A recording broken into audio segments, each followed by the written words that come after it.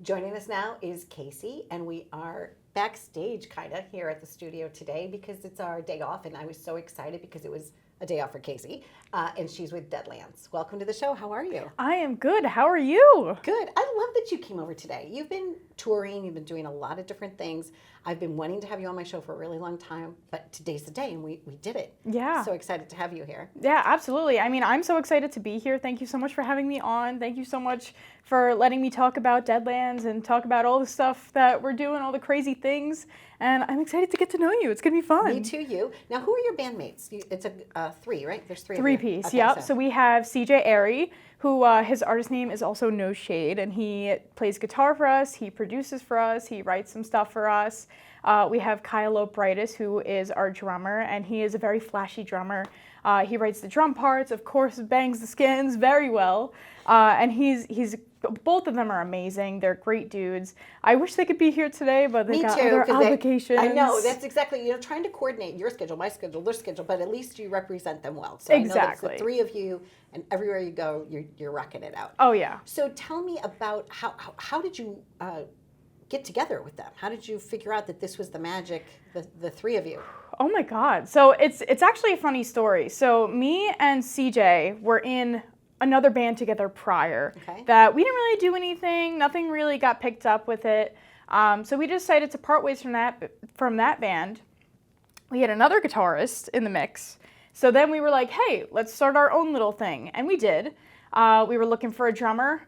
One day we were at a Nothing Nowhere concert, and CJ sees this familiar face. He's looking out and he's like, oh my God, that's Kyle. Like, I was in a band with him a couple years back. He's the most insane drummer ever. I wonder if he still likes me. I wonder if he has any sort of beef with me. I'm gonna go up and say hi. And so he did. And Kyle and CJ had the biggest bro hug ever. Sparks flying, all that. And CJ was showing me videos of Kyle drumming. I was like, oh my God, this guy's crazy. Like, we got to have him in. And, joining forces with two of the most talented guys I know, like, became Deadlands. It's now, great. Where was the first place that you played together? Was it in a garage? Was it downstairs? Where was it? Like in a small basement? Like, do you remember the first time and then afterwards saying, like, that feeling like, oh, this is it? Yes. Okay. So we have some old friends who used to own this place called the Music Mall. Okay. And it used to be like a studio, a rehearsal space, podcast studio, a bunch of things all in one. Since then, they've just downsized to a regular studio called Rage House. But they had a stage on there, and CJ was like working for them and helping them out.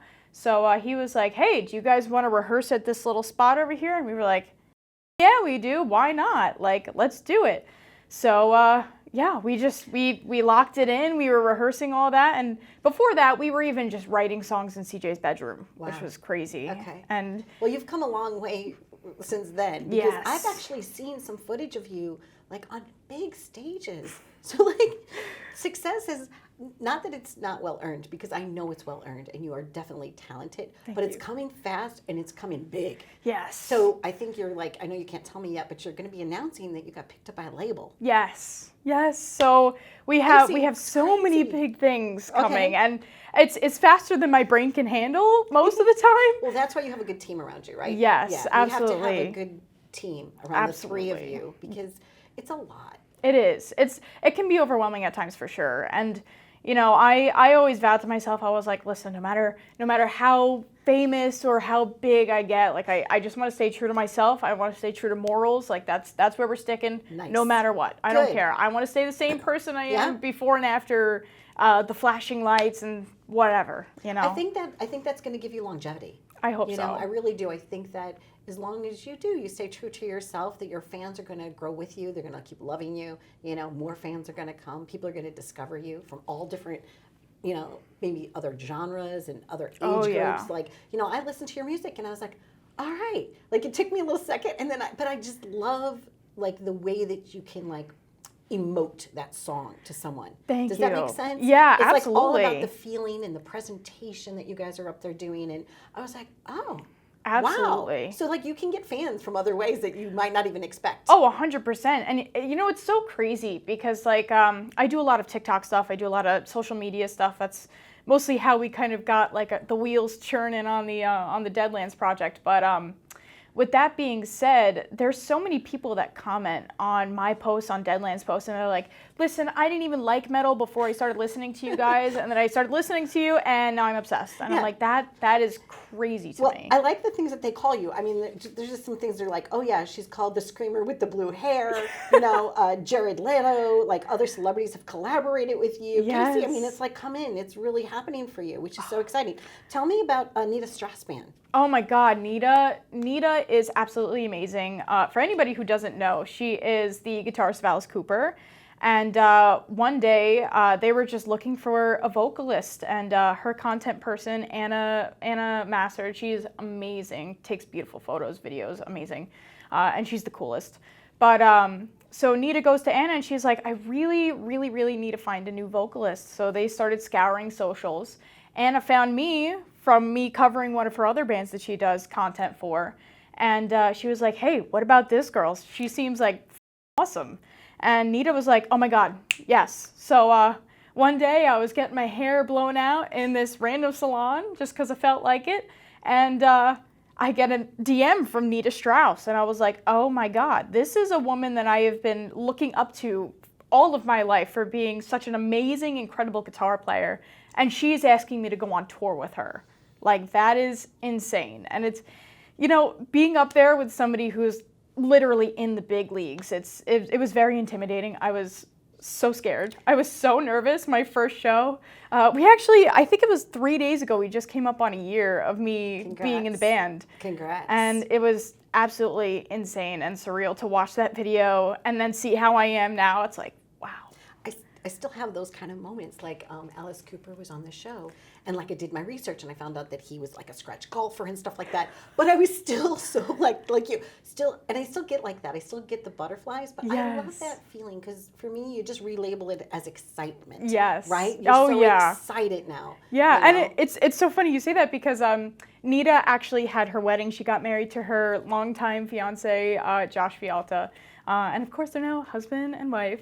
But Alice Cooper was at their wedding, and they had the coolest wedding. They performed, like Alice performed School's Out. He performed a bunch of his songs. David Draymond of Disturbed was there. He did a Pantera cover, and oh my God, it was the coolest wedding ever. I don't think I'm ever going to be able to go to another wedding after this. Well, hopefully your own someday if you want to. Get yes, someday. Definitely. So much fun. So Deadlands.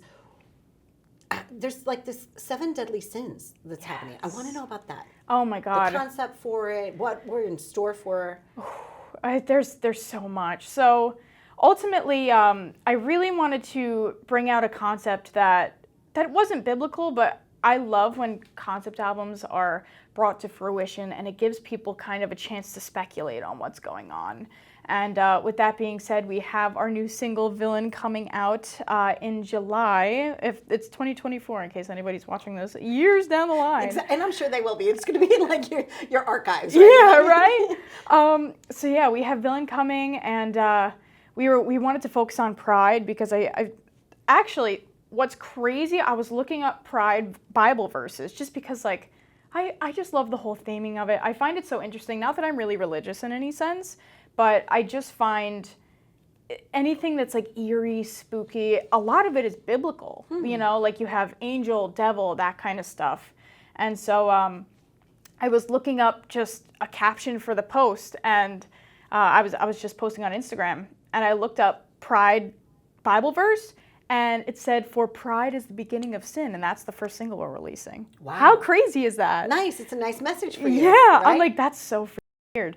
But yeah, I just love concept albums, especially because I love having something that provides a bit of escapism for people. With everything that's going on in the world right now, a lot of it is tragic and hard to watch, and we really want to focus on something that's almost like a movie. You're building a whole other life in this world that you can just forget about all the mess and all the noise that's going on outside of this and just kind of zone into something that's like creating a story. I used to love to get lost in my bedroom with my albums, like whether it was like Captain Fantastic and the Brown Deer Cowboy, like it was an old Elton John album, but I used to like look at all the liner notes and I used to just sing them and it like an anthem. Right? Yes, absolutely. And I know that that's one of the things that people are going to look to your music for, is for that to be an anthem for them.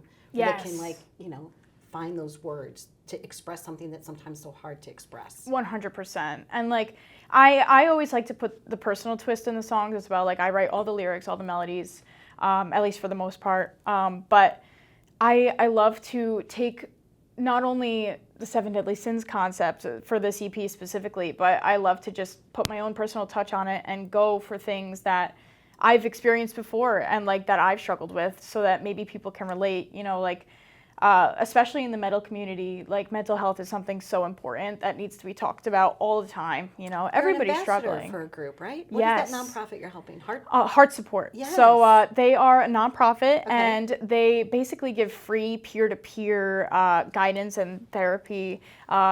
Anybody who's like music fans, metal fans, they always urge that like it's just free support. You know, you're basically finding a community that, you know, talks about the things that you want to talk about, talks about the things that are difficult to talk about, and they're amazing. You know, like they're still doing fundraisers, they're recruiting for more volunteers. It's just an incredible thing that they're doing. So I'm very happy to be talking about them and giving them love that they deserve. They absolutely do, because at the end of the day, that's what we're all needing. We just need peace of mind. Exactly. Every day, like if we could put our head on the pillow and just like, oh, how nice would that be, right? To just have no thoughts. Like just like, oh yeah. Right? Like we finished a good day, we finished it well, we can put that to rest and wake up the next day with a clean slate. Absolutely. You know, just that a blank freshness. slate, if you will. Yes. And in order to like have that inspiration to write more, it's very exciting what you're doing. So let's just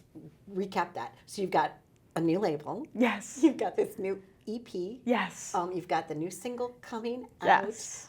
You really like your bandmates. Oh yeah. It's you know, the three of you are going strong. Oh yeah. You're having nice success. You're getting to play out at big gigs and also intimate gigs. Oh, it's wonderful. And you're loving your life. Oh yeah, it's going so well, and I say it all the time, you know, and I try to be very personal with fans, because like I love you, like you're doing me you're allowing me to follow my dream, which is absolutely so insane. You know, when I was younger, I used to be like, oh, I would love to be the president, but I would love to be a rock star. But that's one of the impossible dreams. Like, that's something that's never going to happen. It's just something in the back of my mind. And so I just started doing covers and posting them on YouTube and not getting any sort of views. I was like, I don't care. This is just a cool little hobby for me. And then TikTok came around, and all these people are paying attention and listening to me. And I'm like, oh my God, this impossible dream is actually coming true. Like, this is insane. And I still can't believe it. You know, I can't believe that I woke up one day and this is my life. You know, I'm sitting here with you doing an insane interview, and I'm just so happy to be here. So grateful. The boys are so grateful. Everybody on our team is so grateful, and it's just insane. Well, you have a gift. It's wonderful that you're able to use it this way. Now, you're going to laugh because you do sing metal genre. I was trying to explain to somebody, I'm like, well, she kind of like parks or screams or whatever. And they're like, it's Screamo, Donna. Like, you're so over my head, right? I'm like, oh, okay. Like, there's a word for that, you know? But like, you're really great at what you do. But it's a combination of both. So you're not always doing the lyrics at that intensity. Oh, yeah. It's like a storytelling and then intensity and right? Exactly. So how do you know like how to ebb and flow, like when you're making like I guess the painting with words and with the performance? How do you know the right mixture? So honestly, it's just like what comes from your heart, what comes from your soul, what are you really feeling? And I feel like everybody deep down has some sort of angst or some sort of anger that they just want to get out. And that's what metal does. Like, metal is supposed to be that channel of like, this is acceptable to have these emotions and to channel them in a way that's healthy for you. And with that being said, like the soaring choruses, any sort of cleans that we do is just a way of like I personally love the juxtaposition just at a music standpoint, you know, like when you have this vicious feral screaming going on and you're like, whoa, what are they even talking about? And then you have these beautiful choruses that's like, wow, like even in this darkness, even in this rough time, even in this anger, even and all these deep emotions that you're feeling, you could still find beauty and still find peace and still find something that you can understand, encompassing everything that's going on. So I think that's really where it comes from. I mean, apart from the fact I grew up on it, but... And that's Deadlands. I mean, yes. That's what it is, right? Yeah, exactly. What a great person you are. I'm really so joyful that Thank you came on. And I was telling you earlier, like, I don't talking about like back set, like I don't even have my shoes on today. I'm walking around the studio in my socks. I got my bare feet on today. Yeah, I mean, you're so real for that, honestly. Like, I love it. I appreciate you. And before we wrap, I just want to talk about your tats. Tell us about the story of some of your art. Oh my God. At least the art we can see. Okay, yes. This was done by Dan at Authentic Arts. This was my very first tattoo. And I had a couple sessions with it. But honestly, I don't have a lot of meaning for a lot of my tattoos. Okay. Like this one, I was just like, I like flowers. I like roses. I like peonies. I might as well like just get something I like, something that's pretty as a first start. And I've always wanted a sleeve. Ever since I was little, I remember just being like, I love tattoos. They're so cool. They are cool. And back then, you probably could only have like the kind that you like use with the water and then the sponge and yes, you put it on. Yes, exactly. Oh yeah. Right. And I remember they had like these glittery gold ones that you would put on your neck. It was just like a long strip. I was like, yes, this is a permanent necklace. This is awesome. But this one also has no meaning. This was done by Phantom. He lives in Pennsylvania. And this is just skull and roses, kind of symbolic for Deadlands when you think about it, you know, with like the thorns and the skull and the flowers. I just love it. I think it's so my aesthetic, I guess, because I love the dark and the beauty, you know.